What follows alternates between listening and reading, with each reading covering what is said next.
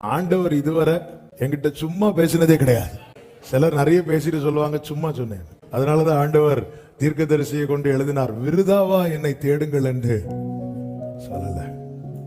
ஆண்டவர் என்கிட்ட சும்மா பேசினதே கிடையாது. ஆண்டவர் ஒண்ணு பேசிட்டாருன்னா அது கட்டளையாய் நிறுத்துகிறார். எனவேதான் நான் உன்னை விட்டு விலகுவதும் இல்லை, கைவிடுவதும் இல்லை.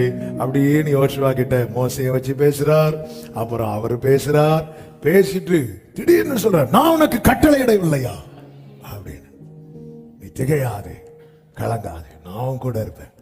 நான் உனக்கு எங்க கட்டளை இட்டார், எங்கெல்லாம் சொன்னாரோ அதான் பைபிள்ல சொல்லப்பட்டிருக்கிறது. அவர் சொல்ல, அவர் கட்டளையிட. அதன் அர்த்தம் என்ன? ஆண்டவர் என்கிட்ட சும்மா இதுவரை என்கிட்ட என்னைக்கு பேச ஆரம்பிச்சாரோ அன்னையிலிருந்து இன்னைக்கு வர ஆண்டவர் என்கிட்ட சும்மா எதுவும் பேசினதே இல்லை.